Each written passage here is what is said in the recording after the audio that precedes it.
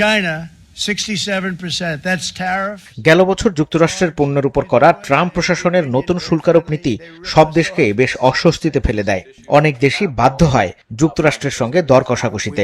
শুল্ক নীতির সেই সীমা পার হওয়ার একদিন আগে বাংলাদেশ সহ বিশ্বের 60টি দেশের ওপর নতুন করে শুল্ক আরোপ করেছে ট্রাম্প প্রশাসন। গতকাল যুক্তরাষ্ট্রের ফেডারেল রেজিস্ট্রারের এক নোটিশে নতুন এই শুল্ক ঘোষণা করা হয়। ঘোষিত শুল্কের হার 10 থেকে 12.5% পর্যন্ত, যার কারণ হিসেবে বলা হচ্ছে জোরপূর্বক শ্রমবিরোধী নিষেধাজ্ঞা কার্যকরে ব্যর্থতা।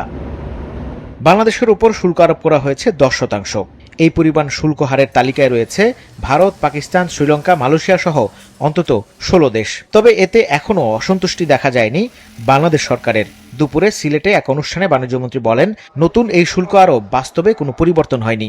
অ্যাকচুয়ালি রিপ্লেসমেন্ট, নতুন করে আর কোনো শুল্ক ধার্য হচ্ছে না।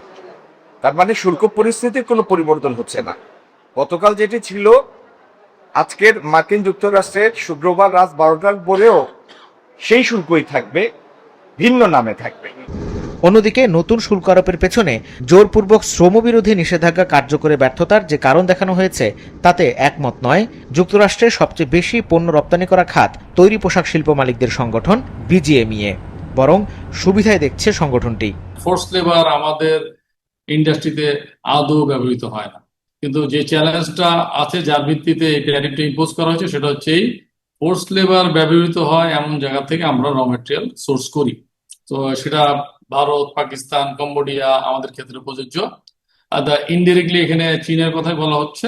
যেহেতু নতুন করে বাড়তি কোনো করের বোঝা চাপছে না, সেহেতু আমি মনে করি না নতুন করে কোনো নেগেটিভ ইম্প্যাক্ট হবে, বরঞ্চ ভিয়েতনামের 12.5 হওয়াতে আমরা কিছুটা হলেও অ্যাডভান্টেজ পাবো।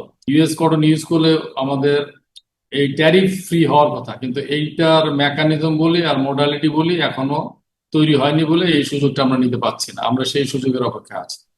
12.5% শুল্ক হার নির্ধারণ করা দেশগুলোর মধ্যে রয়েছে চীন ও ভিয়েতনাম। যুক্তরাষ্ট্রের মিত্র দেশ ইসরায়েলের উপরও একই হারে শুল্ক আরোপ করা হয়েছে। মাহমুদ কমল, মাছরাঙা সংবাদ, ঢাকা।